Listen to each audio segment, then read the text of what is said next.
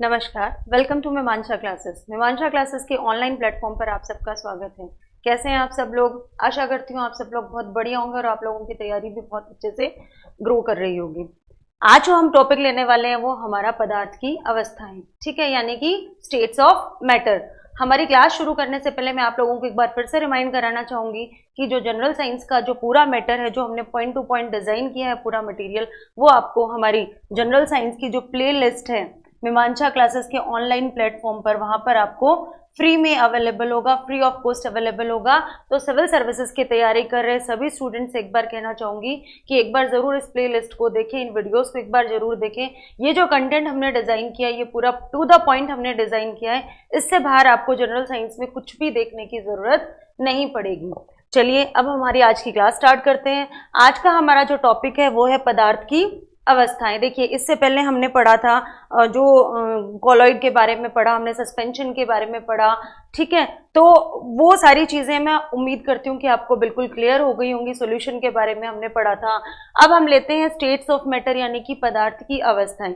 हम सब जानते हैं मोटे तौर पे पदार्थ की तीन अवस्थाएं, जिनके बारे में सबको पता है, ठोस, द्रव और गैस। लेकिन उनके बारे में साइंटिफिकली हम आज स्टडी करेंगे कि पदार्थ की इन अवस्थाओं में क्या क्या एक दूसरे से डिफ्रेंशिएट करने के लिए पॉइंट्स हैं, कैसे ये एक दूसरे से भिन्न होती हैं, क्या इनमें अंतर है। तो मुख्य रूप से जो हम पांच अवस्थाएं जो हम पढ़ने वाले हैं पदार्थ की, वो है पांच अवस्थाएं: ठोस, द्रव, गैस, प्लाज्मा और बॉस-आइंस्टीन कंडेंसेट।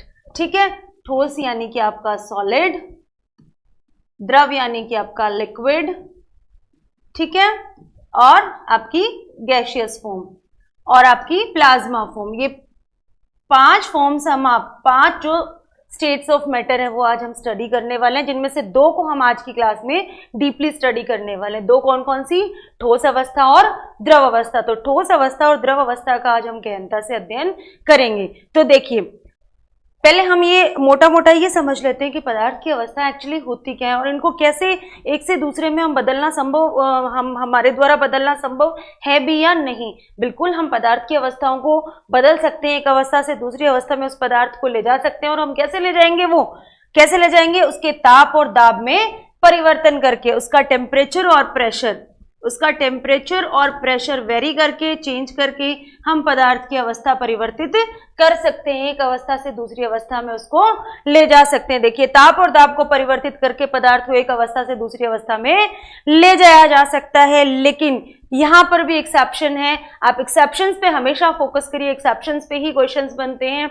एक्सेप्शन क्या है? कुछ पदार्थ ऐसे होते हैं जिनमें हम कितना भी ताप या दाब में परिवर्तन कर लें, लेकिन हम उनकी अवस्था परिवर्तित नहीं कर सकते, जैसे लकड़ी और पत्थर। आप सोचिए, लकड़ी को क्या आप पिघला सकते हैं? क्या आप उसको द्रव अवस्था में ला सकते हैं? सेम उसी की तरह क्या आप पत्थर को पीस कर आप बारीक कण बना सकते हैं, लेकिन क्या आप उसको लिक्विड स्टेट में ला सकते हैं? क्या ये संभव है? बिल्कुल भी संभव नहीं है। तो कुछ पदार्थ ऐसे होते हैं, और एक्सेप्शन हमें मोटे तौर पे बहुत विशेष रूप से याद रखने हैं। अपवाद जो हैं, यानी कि हम सामान्यतः हम पदार्थों को उनका ताप और दाब परिवर्तित करके अवस्था परिवर्तित कर सकते हैं सभी पदार्थों की, लेकिन कुछ अपवाद है उसके, जैसे लकड़ी और पत्थर। तो ये लकड़ी और पत्थर आपको बिल्कुल याद रखने, इनमें हम ताप या दाब में कितना भी परिवर्तन करें, इनकी अवस्था परिवर्तन नहीं होने वाली। तो हम जो पांच अवस्थाएं पढ़ने वाले हैं हमारे पदार्थ की अवस्थाओं में, उसमें से दो को आज हम डीपली स्टडी करेंगे। दो कौन कौन सी हैं? वो अवस्थाएं आपकी ठोस अवस्था और द्रव अवस्था, सॉलिड स्टेट और लिक्विड स्टेट। तो पहले चलते हैं हम ठोस अवस्था की तरफ। ठोस अवस्था, नाम से ही जैसे दिख रहा है ठोस, ठोस नाम सुनते ही दिमाग में आता है सॉलिड मतलब मजबूत होगा, इसके बॉन्ड बहुत स्ट्रॉन्ग होंगे, इसके पार्टिकल्स बहुत क्लोज होंगे, ठीक है। इसको आप कितना भी आप प्रेशर लगाओ, दबाओ, ये पिचकेगा नहीं, दबेगा नहीं, ऐसा दिमाग में एक इमेज आ जाती है ठोस का नाम सुनते ही। तो देखिए, फर्स्ट पॉइंट जो आ रहा है इसका वो वही आ रहा है कि इसका आकार और आयतन जो होता है वो निश्चित होता है। ठोस पदार्थों का आकार यानी उनका शेप, उनकी आकृति और उनका जो आयतन होता है वो निश्चित होता है। किसी भी ठोस पदार्थ को आप एक पात्र से दूसरे पात्र में डाल लीजिए, उसका आकार परिवर्तित नहीं होगा। बर्फ का एक टुकड़ा है मेरे पास, उसको मैंने एक गोलाकार डब्बे में डाला तो भी उसका आकार वही है, मैंने उसको चौकोर डब्बे में डाला तो भी उसका आकार वही है, मैंने उसको ग्लास में डाला तो भी वही है उसका आकार। ठीक है, मैंने उसको कटोरी में यानी बॉल में डाला तो भी उसका आकार वही, उसका आकार परिवर्तित नहीं होगा। यानी ठोस पदार्थ जो होते हैं उनका आकार और आयतन जो होता है वो निश्चित होता है। दूसरा जो पॉइंट है वो है कि इनका घनत्व यानी कि इनकी डेंसिटी जो होती है वो ज्यादा होती है। ये हमें बिल्कुल मेमोराइज करना है कि इनका घनत्व यानी इनकी डेंसिटी जो होती है वो ज्यादा होती है। इनका संपीड़न संभव नहीं है। देखिए इस डायग्राम के अंदर देखिए, इसके जो पार्टिकल्स हैं सॉलिड के, इस सॉलिड के जो पार्टिकल्स हैं, आप ध्यान से देखिए, इसके कणों के बीच में आपको दूरी दिख रही है बहुत कम, नगण्य, ना के बराबर। नेक्स्ट पॉइंट यही आने वाला है कि इसके कणों के बीच में रिक्त स्थान नहीं होता है, नगण्य होता है या ना के बराबर होता है। तो देखिए इसके पार्टिकल्स के बीच में बिल्कुल भी डिस्टेंस नहीं है, या नगण्य या नाम मात्र की डिस्टेंस है। तो जब कणों के बीच में दूरी नहीं होगी तो उस पदार्थ का संपीड़न करना यानी उसको दबाना क्या संभव है? उसका कंप्रेशन पॉसिबल है। कंप्रेशन कब होगा? जब स्पेस होगा, जब हम ऊपर से प्रेशर लगाएंगे तो वो प्रेस कब होगा? जब बीच में स्पेस होगा पार्टिकल्स के। जब स्पेस ही नहीं होगा तो कंप्रेशन पॉसिबल नहीं है। तो ठोस अवस्था में संपीड़न संभव नहीं होता। और क्यों नहीं होता इसका जवाब अगली लाइन में आपके पास है, क्योंकि इसके कणों के मध्य में रिक्त स्थान नगण्य होता है यानी कि ना के बराबर होता है। इसके कणों के बीच में आकर्षण बल यानी कि अट्रैक्शन फोर्स जो होता है वो बहुत ज्यादा होता है, इसीलिए इसके कण इतने पास पास होते हैं, क्लोज क्लोज होते हैं। देखिए जब अट्रैक्शन ज्यादा होगा तो चीजें पास पास रहेंगी, जब अट्रैक्शन कम होता जाएगा तो चीजें दूर दूर चली जाएंगी। सिंपल सा एग्जांपल है, डेली लाइफ में भी ये एग्जांपल काम करता है, हम सबके जीवन में भी। जिन चीजों से हमें लगाव होता है यानी आकर्षण होता है, जो चीजें हमें पसंद होती हैं वो चीजें हम हमारे पास रखते हैं या हम उन चीजों के पास रहना पसंद करते हैं, और जो चीजें हमें नहीं पसंद होती उनको हम दूर धकेलते हैं। तो देखिए इसके कणों के मध्य आकर्षण बल अधिक होता है, इसलिए इसके कणों के बीच में दूरी बहुत ही कम होती है। ठीक है, और ये जो ठोस है आपके, जैसे ही आप इनको ताप दोगे, जैसे ही आप इनको गर्म करोगे तो किस में बदल जाएंगे? द्रव अवस्था में ये बदल जाएंगे। किस में बदल जाएंगे? ये द्रव अवस्था में बदल जाएंगे। तो देखिए ये जो आपके 5 पॉइंट्स हैं, 5-6 पॉइंट्स हैं, इनको आप एक बार फिर से रिवाइज कर लीजिए। सबसे पहला जो कैरेक्टरिस्टिक है ठोस अवस्था का वो है कि इनका आकार और आयतन, इनका शेप और इनका वॉल्यूम जो होता है वो फिक्स होता है, ये पात्र का आकार ग्रहण नहीं करते हैं। दूसरा ये कि इनकी डेंसिटी यानी कि इनका घनत्व जो होता है वो अधिक होता है, इनका घनत्व क्या होता है? अधिक होता है। तीसरा है कि इनका संपीड़न या इनका कंप्रेशन पॉसिबल नहीं होता है। नेक्स्ट इज, क्यों नहीं होता इनका कंप्रेशन पॉसिबल? क्योंकि इसके कणों के बीच में रिक्त स्थान ना के बराबर होता है, निल होता है, नहीं के बराबर होता है। ये रिक्त स्थान नहीं होने के कारण इसका कंप्रेशन पॉसिबल नहीं होता, और इसके कणों के, इसके पार्टिकल्स के बीच में अट्रैक्शन फोर्स यानी कि आकर्षण बल बहुत अधिक होता है। ठीक है, इनको जब हम गर्म करेंगे, जब इनको ताप देंगे, ऊष्मा देंगे, जब इनका टेम्परेचर बढ़ाएंगे तो किस में बदल जाएगा? द्रव अवस्था में बदल जाएगा। अच्छा, इनको द्रव अवस्था में बदलने के लिए विभिन्न प्रकार के जो ठोस हैं, अलग अलग प्रकार के जो ठोस हैं, उनको द्रव अवस्था में बदलने के लिए टेम्परेचर अलग अलग चाहिए होता है। जैसे पानी जो है, हमारी जो बर्फ है वो पिघलना शुरू कर देती है, कहां पर? 0 डिग्री सेंटीग्रेड पर ही पिघलना शुरू कर देती है, 0 डिग्री सेंटीग्रेड पर ही जमना शुरू करती है, और 0 डिग्री सेंटीग्रेड पर ही वो पिघलना शुरू कर देती है। लेकिन अलग अलग पदार्थों के लिए ये टेम्परेचर जो होता है वो अलग अलग होता है। इसको हम फर्दर स्टडी करेंगे। आशा करती हूँ ये सारे पॉइंट्स आपको क्लियर हो गए होंगे। एक बार अच्छे से इनको रिवाइज कर लीजिएगा। आगे बढ़ते हैं। द्रव अवस्था में जब कोई पदार्थ बदल रहा है, कोई लिक्विड स्टेट में जा रहा है, ठोस से द्रव में जा रहा है, तो वो कौन सा टेम्परेचर, वो टेम्परेचर जिस पर उसने लिक्विड स्टेट को अपनाना शुरू किया, जिस पे उसने पिघलना शुरू किया, हम पहले भी इसको पढ़ चुके हैं, उसको हम कहते हैं गलनांक या द्रवणांक। इसको हम डेप्थ में आज पढ़ेंगे, मेल्टिंग पॉइंट या गलनांक या फिर द्रवणांक। नाम से ही इसके स्पष्ट है, देखिए गलनांक यानी गलन अंक, द्रवणांक यानी द्रवण अंक, यानी जिस टेम्परेचर पर कोई भी ठोस पदार्थ जो है वो द्रव में बदलना आरंभ कर दे उसे हम कहते हैं गलनांक या द्रवणांक। देखिए इसकी परिभाषा देखिए फर्स्ट लाइन के अंदर ही, वायुमंडलीय दाब, ये आप इसमें बिल्कुल याद रखिएगा। कौन सा दाब? वायुमंडलीय दाब पर, ये फिक्स होना चाहिए। वायुमंडलीय दाब पर वह ताप जिस पर कोई पदार्थ पिघलना शुरू कर दे या द्रव अवस्था में बदलना शुरू कर दे उसको हम क्या कहते हैं? गलनांक या द्रवणांक या फिर मेल्टिंग पॉइंट कहते हैं। एक बार फिर से मैं इसको रिपीट कर रही हूं, वायुमंडलीय दाब यानी एटमॉस्फेरिक प्रेशर पर वह टेम्परेचर जिस पर कोई भी ठोस पदार्थ जो है वो द्रव में बदलना आरंभ कर दे, द्रव में बदल जाए, उसको हम कहते हैं उसका गलनांक या द्रवणांक या फिर मेल्टिंग पॉइंट उसको कहते हैं। ठीक है, इस ताप पर अब नेक्स्ट जो लाइन है वो बहुत इंपॉर्टेंट है, उस पे आप पूरा फोकस करिएगा। ये जो टेम्परेचर है, ये जो आपका मेल्टिंग पॉइंट है, ये जो गलनांक है, इस गलनांक पर वो पूरा का पूरा ठोस जो है आपका लिक्विड में नहीं बदला, वो पूरा लिक्विड स्टेट में नहीं आया, उसने बदलना शुरू किया है।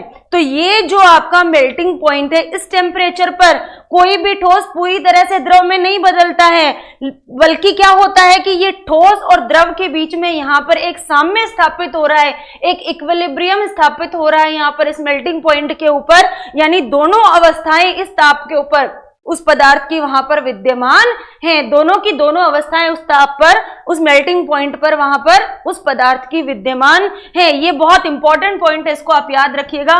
क्वेश्चन इस तरह से पूछा जा सकता है कि किसी भी पदार्थ के गलनांक पर उस पदार्थ की विद्यमान अवस्थाएं कौन कौन सी हैं? केवल ठोस, केवल द्रव, ठोस और द्रव दोनों। तो आपको आंसर क्या करना है? ठोस और द्रव दोनों। इस टेम्परेचर पर, इस मेल्टिंग पॉइंट पर उस पदार्थ ने ठोस से द्रव में बदलना आरंभ किया है, वो पूरी तरह से द्रव में नहीं बदला है। तो ये एक ठोस और द्रव के बीच की साम्य अवस्था है, एक साम्य स्थापित हो रहा है दोनों अवस्थाओं के बीच में, और इस टेम्परेचर पर वो पदार्थ की दोनों अवस्थाएं वहां पर आपको उपस्थित मिलेंगी। अच्छा, नेक्स्ट पॉइंट है, वो भी बहुत ज्यादा इंपॉर्टेंट है।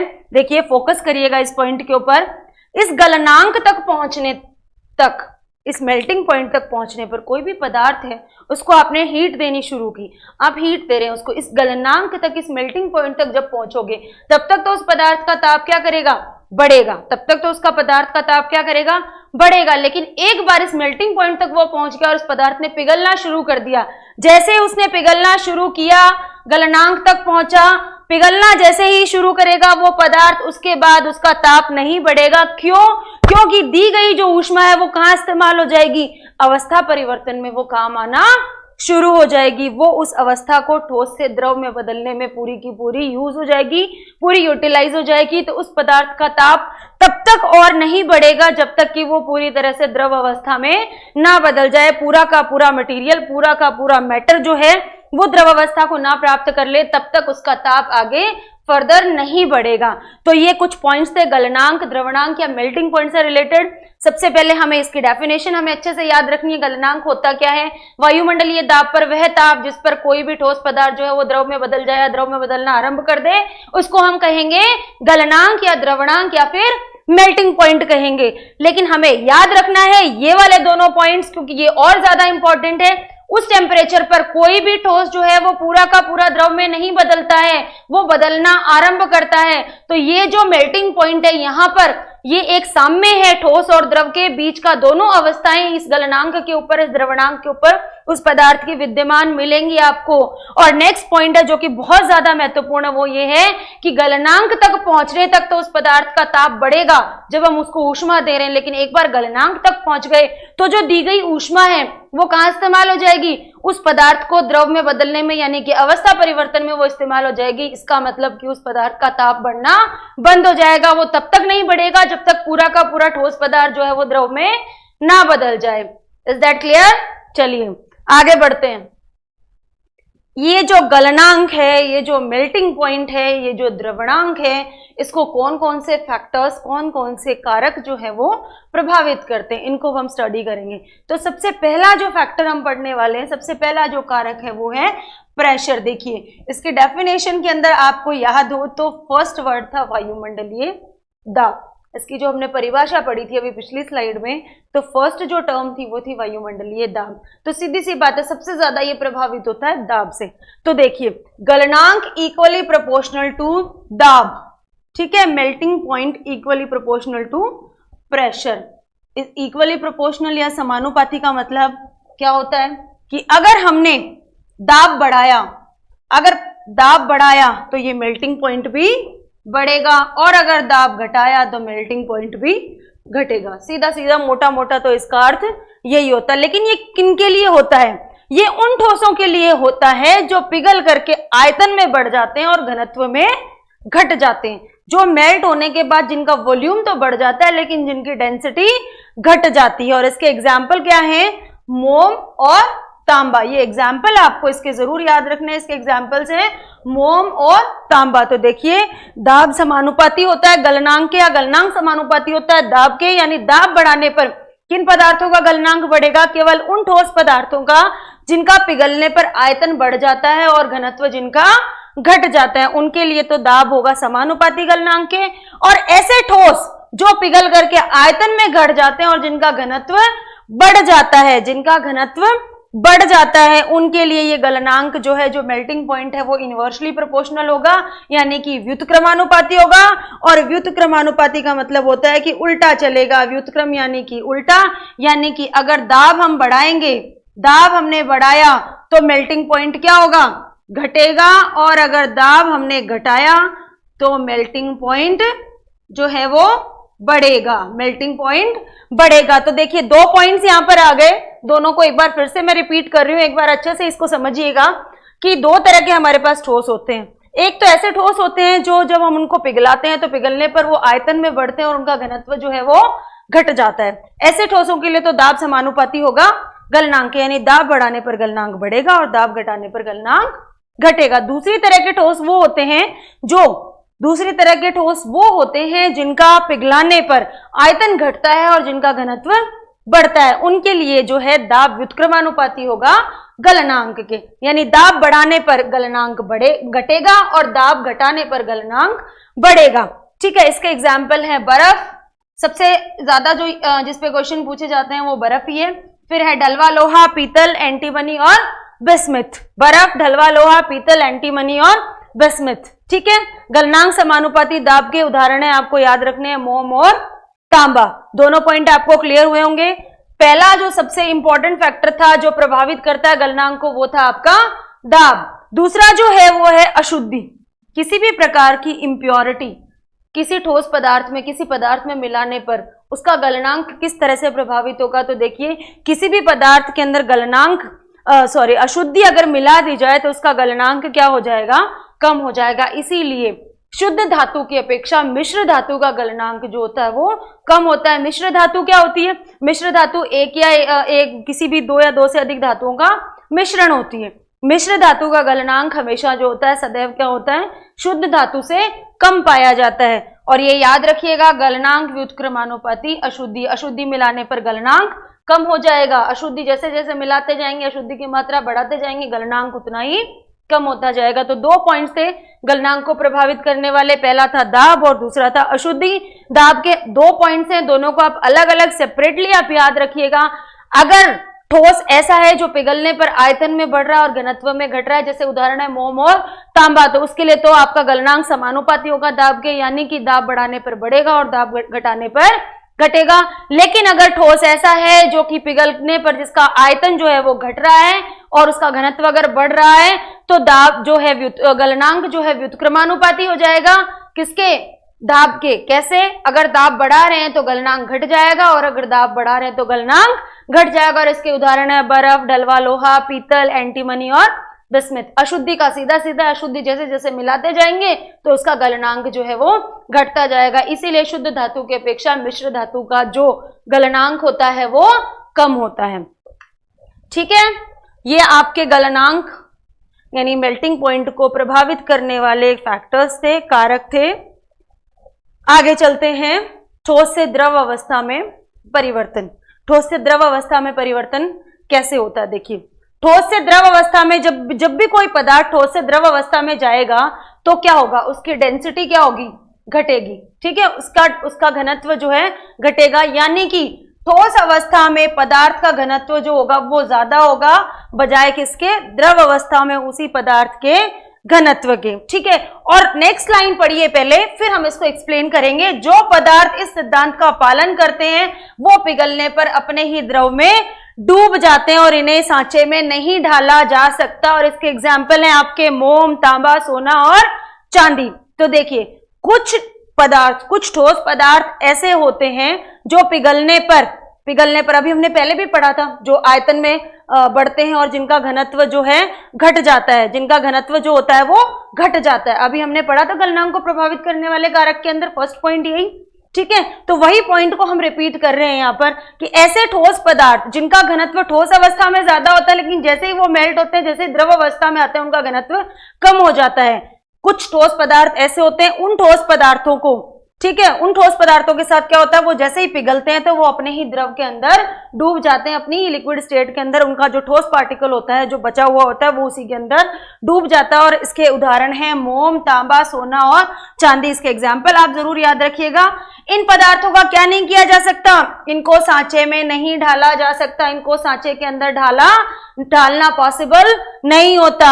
इसीलिए सोने और चांदी को क्योंकि सांचे में नहीं ढाला जा सकता, इसीलिए ये मुद्रण धातु नहीं है। इनसे केवल क्या बनाई जाती है, मोहरें बनाई जाती हैं। सोने और चांदी मुद्रण धातु क्यों नहीं है, क्योंकि इनको सांचे में डालना पॉसिबल नहीं है। सांचे में डालना क्यों पॉसिबल नहीं है, क्योंकि जैसे ही इनको हम लिक्विड स्टेट में लाएंगे तो इनका घनत्व जो है वो घट जाएगा, घनत्व कम हो जाएगा, और ये अपने ही इनकी जो सॉलिड स्टेट है वो अपनी ही लिक्विड स्टेट के अंदर डूब जाएगी। ठीक है, तो ठोस से द्रव अवस्था में परिवर्तन के अंदर हमने जो फर्स्ट पॉइंट पढ़ा, इसको एक बार फिर से मैं रिपीट कर रही हूं आपके सामने कि कुछ ठोस ऐसे होते हैं जिनका घनत्व ठोस अवस्था में ज्यादा होता है बजाय उनकी द्रव अवस्था के। जैसे ही वो द्रव अवस्था में जाते हैं उनका घनत्व कम होता जाता है। तो ऐसे जो पदार्थ होते हैं वो पिघलते टाइम जैसे उनकी मेल्टिंग स्टार्ट होती है वो अपनी ही द्रव अवस्था के अंदर डूब जाते हैं। और इसके एग्जाम्पल जरूर याद रखिएगा, मोम, तांबा, सोना और चांदी। अब आपसे क्वेश्चन पूछा जाए कि सोने और चांदी को मुद्रण धातु क्यों नहीं कहते हैं, या इनकी मुद्राएं क्यों नहीं बनाई जाती हैं, तो इसीलिए नहीं बनाई जाती हैं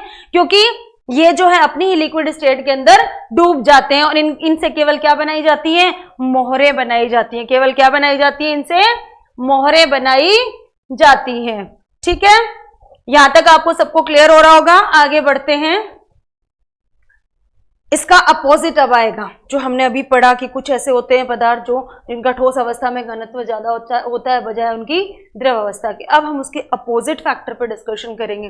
देखिए, कुछ पदार्थ ऐसे होते हैं जिनका द्रव अवस्था में जो घनत्व होता है वो ठोस अवस्था में उनके घनत्व से क्या होता है, ज्यादा होता है। क्या होता है, ज्यादा होता है। ये पदार्थ क्या करते हैं, ये जैसे ही पिघलेंगे ये अपनी द्रव अवस्था में तैरना शुरू कर देंगे, फ्लोट करना शुरू कर देंगे, और इसीलिए इनको सांचे में भी ढाला जा सकता है। और इसके एग्जाम्पल है, जो सबसे पहला एग्जाम्पल है जिसपे कई बार क्वेश्चन पूछा जा चुका और आगे भी पूछा जाएगा, वो है बर्फ का जल में तैरना। क्योंकि बर्फ जो है जब ठोस अवस्था में है तो उसका घनत्व कम है, और जैसे वो पिघली तो उसका जो पानी का घनत्व है वो ज्यादा हो गया, तो बर्फ ने उस पानी के ऊपर तैरना शुरू कर दिया। और इसके अन्य एग्जाम्पल हैं लोहा, पीतल, एंटीमनी, बिस्मथ और अन्य कुछ मुद्रण धातुएं। ठीक है, तो ये दोनों फैक्टर्स हमने पढ़े। अगर ठोस अवस्था में पदार्थ का घनत्व अधिक है बजाय उसकी द्रव अवस्था के, तो वो पदार्थ क्या करेगा, अपनी ही द्रव अवस्था में डूब जाएगा। और अगर द्रव अवस्था में उस पदार्थ का घनत्व अधिक है बजाय उसकी ठोस अवस्था के, तो वो उस लिक्विड स्टेट के अंदर तैरना शुरू कर देगा। और इसका सबसे अच्छा एग्जाम्पल जिसपे बार बार क्वेश्चन पूछा जाता है, बर्फ का जल में तैरना। क्वेश्चन ऐसे पूछा जाता है कि बर्फ जो है वो जल पर क्यों तैरती है, किस वजह से तैरती है, किस कारण से तैरती है, और वहां पे ये पॉइंट आपको लिखा हुआ मिलेगा। क्योंकि द्रव अवस्था में इसका घनत्व जो है वो ज्यादा है बजाय पानी का जो घनत्व है वो द्रव अवस्था में अधिक है बजाय ठोस अवस्था के। तो ये आपको टिक करना है वहां पर कि द्रव अवस्था में पानी का घनत्व अधिक होता है बजाय उसकी ठोस अवस्था के, इसीलिए बर्फ जो है वो पानी पर तैरती है। ठीक है, यहां तक क्लियर है, आगे बढ़े।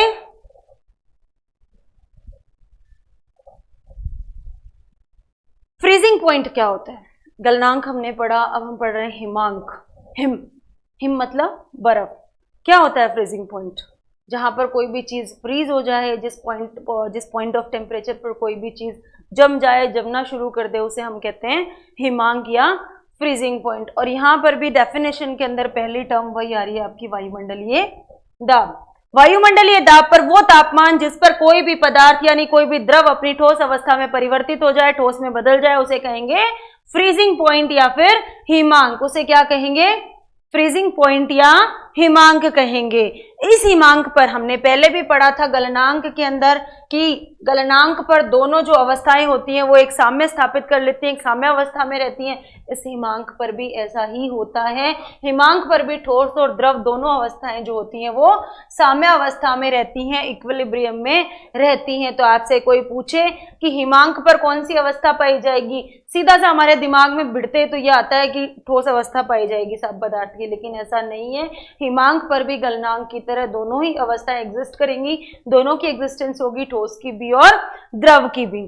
ठीक है, अब हमने वहां पे तो अलग से पढ़े थे इसको प्रभावित करने वाले कारक, यहाँ पे हमने यहीं पे एक पॉइंट शामिल कर लिया, हिमांक कैसे प्रभावित होता है। हिमांक जो है वो समानुपाती होता है दाब और अशुद्धि के, यानी कि जैसे जैसे हम दाब बढ़ाएंगे, जैसे जैसे दाब बढ़ेगा वैसे वैसे हिमांक भी बढ़ता जाएगा और दाब घटाने पर हिमांक भी घटता जाएगा। इसी प्रकार से अशुद्धि मिलाने पर उसका हिमांक भी बढ़ जाएगा, और अगर धातु शुद्ध है तो उसका हिमांक, जैसे कोई शुद्ध चीज है बिना अशुद्धि की, इम्प्योरिटी लेस है, तो उसका हिमांक भी कम हो जाएगा। तो ये दोनों के समानुपाती है हिमांक, आपके दाब और अशुद्धि के, याद रखिएगा। जनरली किसी भी पदार्थ का हिमांक और गलनांक जो होता है वो सेम होता है, इसको समझिए आप। जैसे कि बर्फ है, ठीक है, जैसे बर्फ है, बर्फ सॉलिड स्टेट है किसकी, पानी की।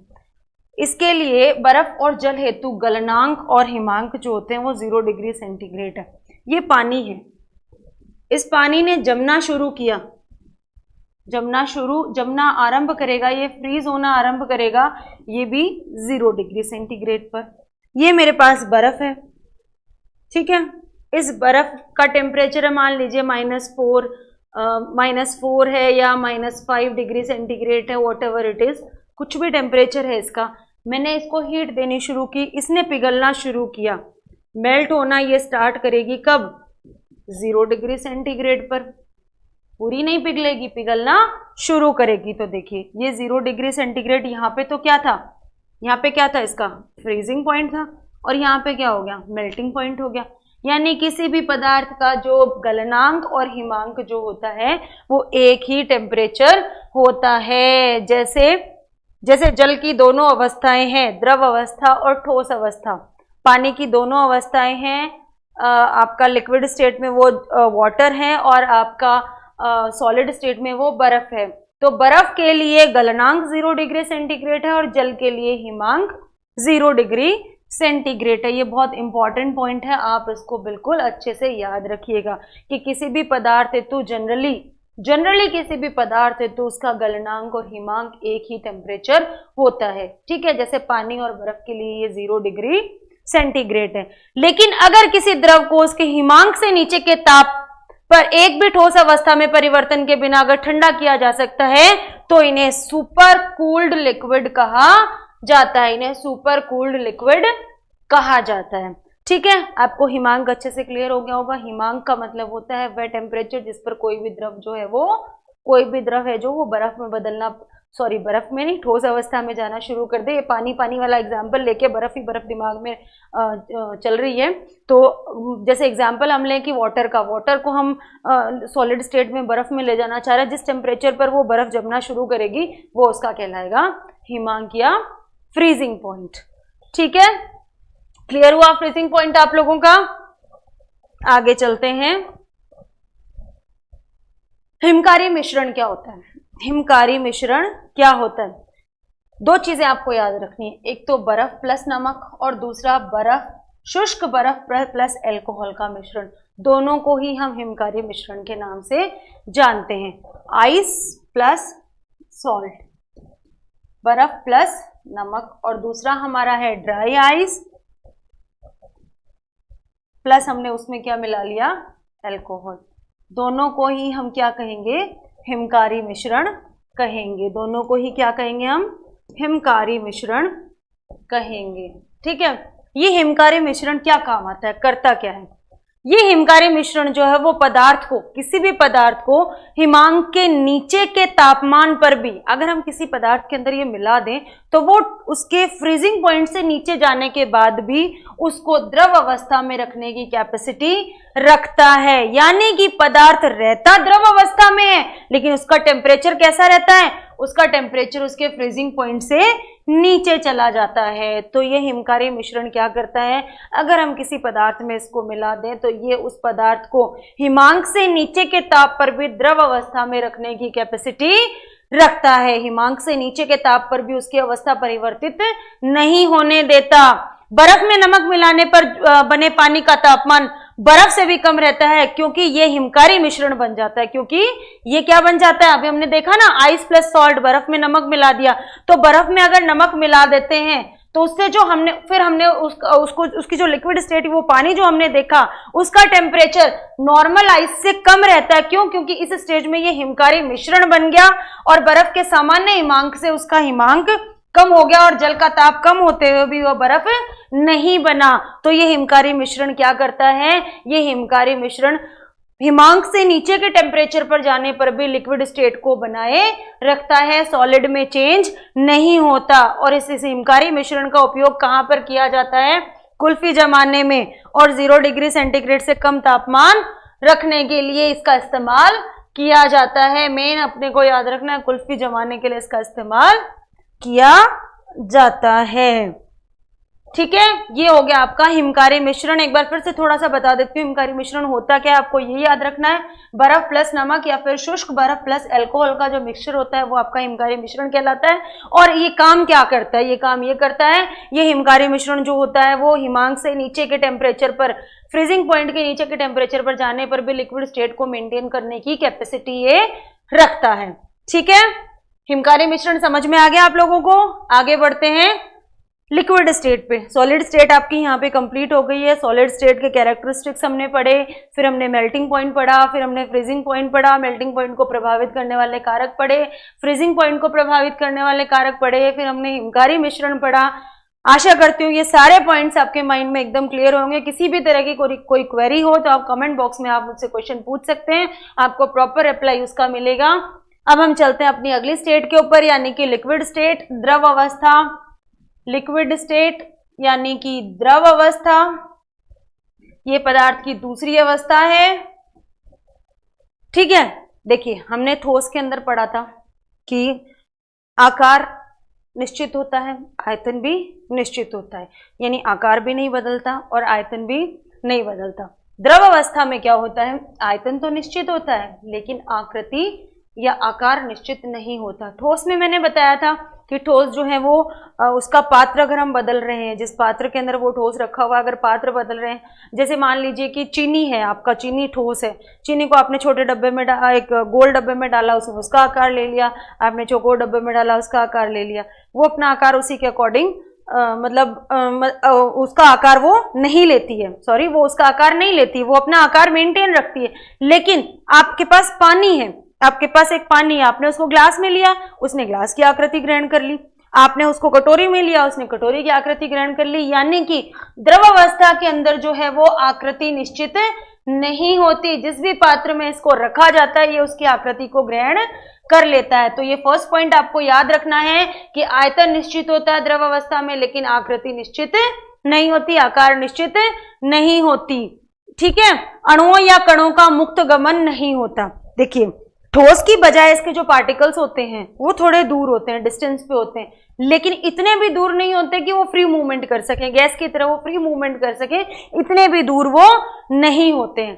तो इसके जो अणु हैं, जो कण हैं, उनके अंदर मुक्त गमन की प्रवृत्ति नहीं पाई जाती। इसके जो कण हैं द्रव अवस्था में, उनके बीच में उतना आकर्षण बल नहीं होता जितना कि सॉलिड स्टेट के अंदर होता है, लेकिन उतने दूर दूर भी नहीं होते जितने कि गैसियस स्टेट के अंदर ये होते हैं। तो मुक्त गमन की प्रवृत्ति इनके अंदर नहीं पाई जाती। इसके जो मुख्य कैरेक्टरिस्टिक है द्रव अवस्था के, वो हैं आपके वाष्प दाब, पृष्ठ तनाव, शांता और क्वथनांक। इनको हम अभी आगे डिटेल में स्टडी करेंगे, इसके मुख्य गुणों को। वाष्प दाब है, पृष्ठ तनाव है, शांता है और क्वथनांक है। वाष्पीकरण और वाष्पन क्या होता है? देखिए वाष्पीकरण या वाष्पन क्या होता है? देखिए सीधा सा है कि किसी भी लिक्विड का वाष्प में या भाप में बदलना क्या कहलाता है? उसका वाष्पीकरण कहलाता है। क्या कहलाता है? वाष्पीकरण। किसी भी द्रव का वाष्प में परिवर्तन क्या कहलाएगा? उसका वाष्पीकरण कहलाएगा। और ये वाष्पीकरण की क्रिया जो है वो दो प्रकार से होती है। कितने प्रकार से होती है? दो प्रकार से होती है। एक तो होता है वाष्पन और एक होता है क्वथन। एक तो होता है इवापोरेशन और दूसरा होता है बॉइलिंग। दो प्रकार से वाष्पीकरण की क्रिया होती है, वाष्पन और क्वथन। वाष्पन क्या होता है? वाष्पन में होता है कि जो पार्टिकल्स होते हैं किसी भी लिक्विड के, उनमें गतिज ऊर्जा के कारण बॉइलिंग पॉइंट से कम टेम्परेचर पर ही वो लिक्विड जो होता है वो वाष्प में यानी कि भाप में बदल जाता है। वो बॉइलिंग पॉइंट वाला टेम्परेचर उस लिक्विड ने अभी अचीव नहीं किया, लेकिन उससे पहले ही वो वाष्प में बदलना आरंभ हो गया, तो उसको हम कहेंगे वाष्पन या इवापोरेशन। और क्वथन यानी बॉइलिंग क्या होता है? जैसे उसने अपना क्वथनांक वाला टेम्परेचर, वो टेम्परेचर प्राप्त कर लिया जिस पर उसका क्वथन शुरू हो गया, जिस पर वो पिघलना शुरू हो गया, सॉरी वो उबलना शुरू हो गया, भाप में बदलना शुरू हो गया, तो उससे उच्च ताप पर द्रव का वाष्प में बदलना क्या कहलाएगा? क्वथन या फिर बॉइलिंग कहलाएगा, क्वथन या बॉइलिंग कहलाएगा। तो देखिए वाष्पीकरण जो है वो दो मेथड से होता है, दो प्रकार से होता है, वाष्पन यानी इवापोरेशन और क्वथन यानी कि बॉइलिंग। ध्यान रखने वाली चीज ये कि यहाँ पे कारण क्या बन रहा है? उन कणों की गतिज ऊर्जा, उनकी काइनेटिक एनर्जी, जो द्रव है उनके उसके जो पार्टिकल्स हैं उनकी जो काइनेटिक एनर्जी है वो उसका रीजन बन रही है। उस काइनेटिक एनर्जी के कारण क्वथनांक से कम टेम्परेचर पर ही वो द्रव जो है वो वाष्प में बदलना आरंभ हो गया। और क्वथन जैसे नाम से स्पष्ट है, बॉइलिंग या क्वथन, उसके बॉइलिंग पॉइंट को अचीव करने के बाद जैसे इस द्रव ने उबलना शुरू किया तो वो भाप में बदलना आरंभ हो गया, उसे हम क्वथन कहेंगे। तो ये वाष्पीकरण हो गया। एक बार फिर से रिपीट कर रही हूँ, वाष्पीकरण क्या होता है? किसी भी द्रव का वाष्प में परिवर्तित होना क्या कहलाता है? वाष्पीकरण कहलाता है। क्या कहलाता है? वाष्पीकरण कहलाता है। दो तरीकों से होता है, वाष्पन और क्वथन। वाष्पन यानी कि इवापोरेशन, ये इवापोरेशन किस कारण से होता है? ये उस द्रव के कणों की गतिज ऊर्जा के कारण होता है। ये उसके बॉइलिंग पॉइंट का जो टेम्परेचर है वो अचीव करने से पहले ही वो द्रव जो है वो वाष्प में बदलना आरंभ हो जाता है, इसको हम कहते हैं वाष्पन। और दूसरा है क्वथन, यानी उसका बॉइलिंग पॉइंट जब अचीव हो जाता है तो वो द्रव जो है वो वाष्प में बदलना शुरू कर देता है। इस वाष्पन को प्रभावित करने वाले फैक्टर्स कौन कौन से हैं, कारक कौन कौन से हैं? वाष्पन को प्रभावित करने वाला पहला कारक जो है वो है क्वथनांक। क्वथनांक जो पदार्थ का होता है वो इसके व्युत्क्रमानुपाती होता है, यानी किसी पदार्थ का क्वथनांक अधिक है, किसी पदार्थ का क्वथनांक अधिक है तो उसका वाष्पन कम होगा, और क्वथनांक अगर कम है तो उसका वाष्पन किसी पदार्थ का क्वथनांक अधिक है तो वाष्पन उसका कम होगा, और किसी पदार्थ का क्वथनांक अगर कम है तो उसका वाष्पन अधिक तेजी से होगा। दूसरा है ताप, यानी कि टेम्परेचर जो है वाष्पन के समानुपाती है। ताप बढ़ाने पर वाष्पन बढ़ेगा और ताप घटाने पर वाष्पन की क्रिया धीमी हो जाएगी। तीसरा है आपके द्रव के पृष्ठ का क्षेत्रफल। द्रव का जो पृष्ठीय क्षेत्रफल है ये उस पर भी डिपेंड करेगा। द्रव का पृष्ठीय क्षेत्रफल अगर अधिक है तो वाष्पन जो होगा वो तेजी से होगा, और अगर द्रव का पृष्ठीय क्षेत्रफल कम है तो वाष्पन की जो दर है वो स्लो हो जाएगी, यानी कि धीमी हो जाएगी। ठीक है। और लास्ट जो इसमें फैक्टर है वो है द्रव के पृष्ठ दाब पर। द्रव के पृष्ठ दाब के ये वाष्पन व्युत्क्रमानुपाती होता है। द्रव का पृष्ठीय दाब अगर बढ़ रहा है तो वाष्पन की दर धीमी हो जाएगी, और अगर ये घट रहा है तो वाष्पन की दर बढ़ जाएगी। तो ये वाष्पन को प्रभावित करने वाले चार फैक्टर्स हैं जिनको हमने एक ही लाइन में समाहित कर दिया, एक साथ ही हमने इसको समझा दिया। सबसे पहला जो पॉइंट है वो है क्वथनांक। किसी पदार्थ का क्वथनांक अगर अधिक है तो उसका वाष्पन धीमी गति से होगा, यानी कि क्वथनांक और वाष्पन जो होते हैं एक दूसरे के व्युत्क्रमानुपाती होते हैं। क्वथनांक बढ़ने पर वाष्पन की दर घटेगी, और क्वथनांक घटने पर क्वथनांक यानी कि उसका बॉइलिंग पॉइंट जो है वो बढ़ रहा है तो आपका वाष्पन की दर जो है वो घटेगी, यानी एक दूसरे के क्या होते हैं? व्युत्क्रमानुपाती होते हैं। और अगर बॉइलिंग पॉइंट जो है वो कम है किसी पदार्थ का तो उसका वाष्पन जो है वो तेजी से होगा। नेक्स्ट जो है वो है आपका टेम्परेचर, यानी कि ताप। अगर टेम्परेचर बढ़ रहा है तो बॉइलिंग पॉइंट ये वाष्पन की दर जो है वो बढ़ जाएगी, और अगर टेम्परेचर घट रहा है तो ये आपकी वाष्पन की दर जो है वो घट जाएगी। तीसरा जो पॉइंट है वो है द्रव के पृष्ठीय क्षेत्रफल पर। द्रव का पृष्ठीय क्षेत्रफल अधिक होने पर वाष्पन की दर बढ़ जाएगी, और द्रव का पृष्ठीय क्षेत्रफल कम होने पर वाष्पन की दर घट जाएगी। और लास्ट जो फैक्टर है जो वो है आपका द्रव के पृष्ठ पर दाब पर। ये व्युत्क्रमानुपाती होता है वाष्पन के। अगर द्रव का पृष्ठ पर दाब अधिक है, बढ़ा हुआ है, तो वाष्पन की दर कम हो जाएगी, और अगर दाब कम है तो वाष्पन की दर अधिक हो जाएगी। ठीक है, क्लियर है यहां तक सबको? वाष्पन के साथ साथ बनने वाली वाष्प द्रव की सतह पर दाब बढ़ा देती है, इसलिए वाष्पन की दर क्या हो जाती है?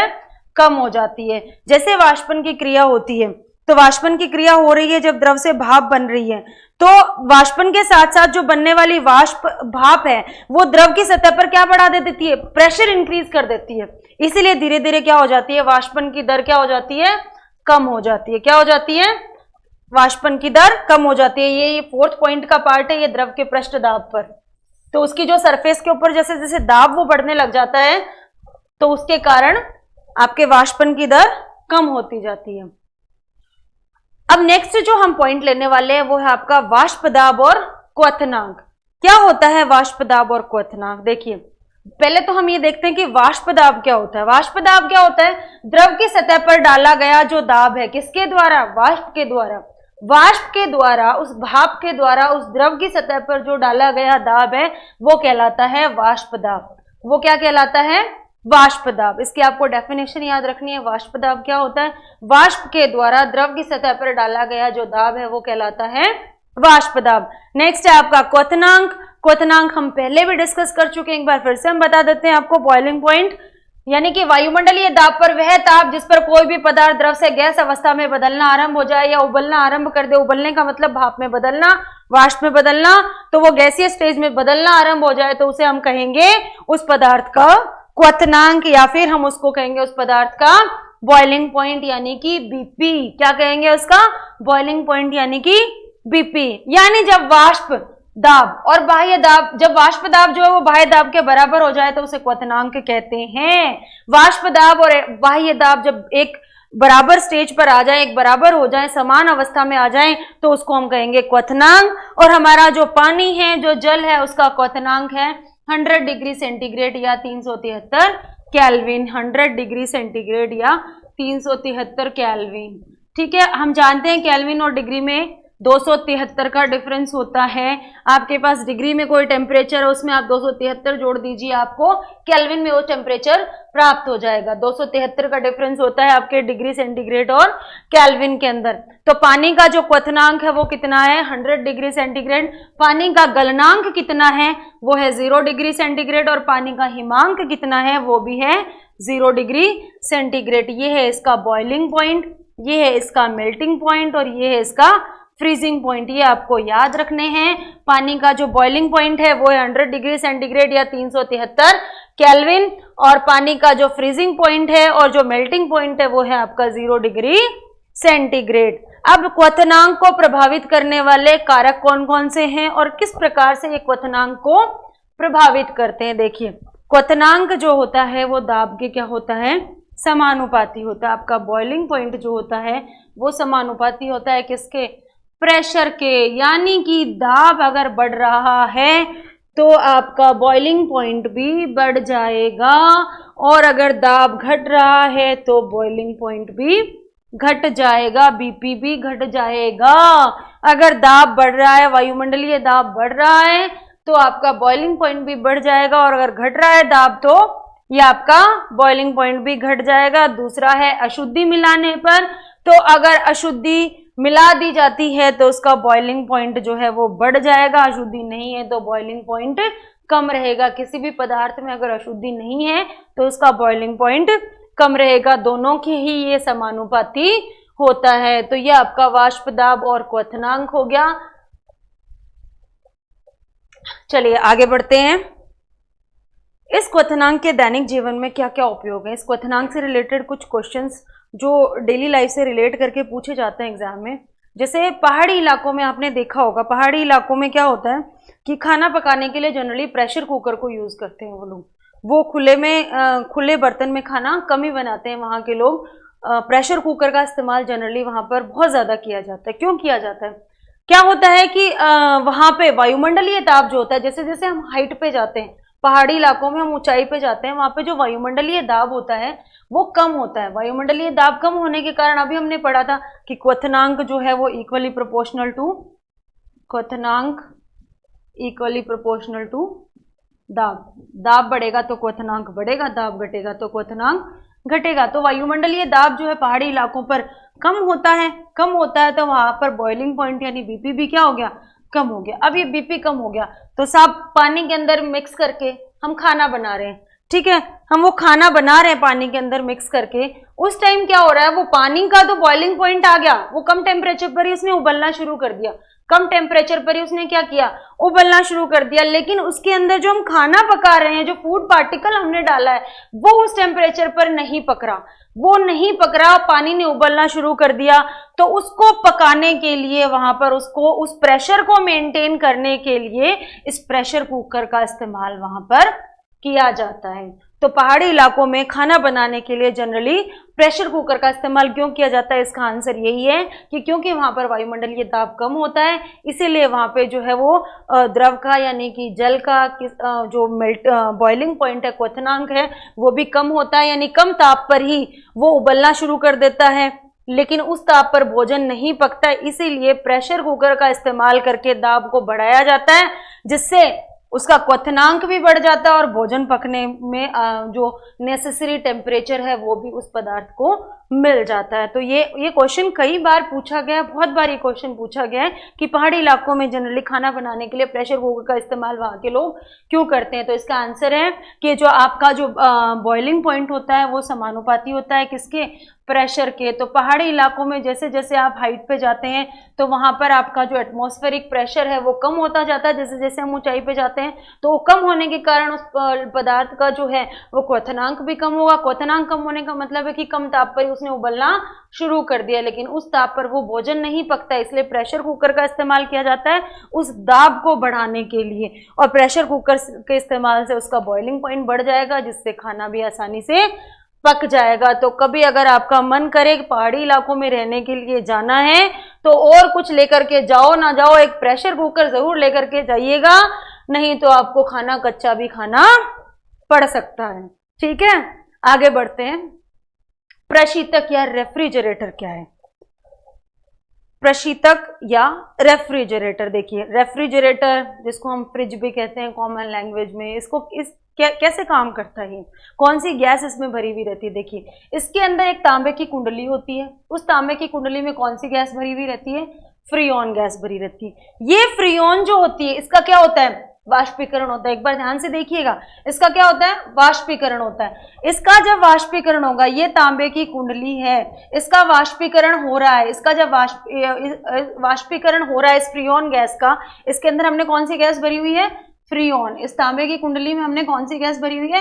फ्रीऑन। इसका जब वाष्पीकरण हो रहा है तो इसके आसपास की जो एयर है वो भी क्या हो जाएगी? कूल हो जाएगी। क्या हो जाएगी? कूल हो जाएगी। ठंडी ठंडी हवाएं यहाँ पर चलेंगी और जो है रेफ्रिजरेटर का टेम्परेचर जो है वो कम हो जाएगा। तो ये आपका कूलिंग का फॉर्मूला है रेफ्रिजरेटर का। ये जो वाष्पीकरण के कारण ऊर्जा की हानि हुई है, इसकी पूर्ति के लिए आसपास से क्या हो जाएगा? ऊर्जा का अवशोषण किया जाएगा। ऊर्जा का क्या किया जाएगा? अवशोषण किया जाएगा। हमें गर्मी में जो पसीना आता है, पसीना जैसे ही आता है उसके बाद हमें जो हल्की सी ठंडक का एहसास होता है, ये वही सेम फॉर्मूले पे काम करती है। गर्मी में हम काम कर रहे हैं, कुछ भी हार्ड वर्क कर रहे हैं, या हम दौड़ रहे हैं, भाग रहे हैं, चल रहे हैं, चलने पे हमें पसीना आता है, लेकिन जैसे एक बार तो हमें बहुत गर्मी लगती है, लेकिन जैसे पसीना आता है और हम रिलैक्स होते हैं, हम बैठते हैं, तो हमें कूलिंग का एहसास होता है, ठंडक का एहसास होता है। और जैसे जनरली महिलाएं जो नेल पेंट रिमूवर लगाती हैं, नेल पेंट को रिमूव करने के लिए, तो हमें वो ठंडा ठंडा लगता है, वो भी यही वाला इफेक्ट है। ठीक है, ये इसी सिद्धांत पर ये काम करते हैं। तो ये आपका प्रशीतक या रेफ्रिजरेटर होता है। ठीक है, इसमें कौन सी गैस भरी रहती है? इसमें एक तांबे की कुंडली होती है और उस तांबे की कुंडली के अंदर कौन सी गैस भरी हुई रहती है? फ्रीऑन गैस भरी रहती है, जो कि कूलिंग का काम करती है। तो देखिए आज हमने पूरा अच्छे से स्टडी किया दो स्टेट्स को, आपकी ठोस अवस्था को और आपकी द्रव अवस्था को। ठोस अवस्था और द्रव अवस्था से रिलेटेड कोई भी क्वेरी आपकी हो, कोई भी क्वेश्चन हो किसी भी तरीके का, आप कमेंट बॉक्स में उस क्वेश्चन को रेज कर सकते हैं। आपको उसका बिल्कुल सेटिस्फैक्ट्री आंसर, सेटिस्फैक्ट्री रिप्लाई आपको वहां पर मिलेगा। आशा करती हूँ आज की क्लास आपके लिए बहुत लाभदायी साबित होगी। Thank you and have a nice day.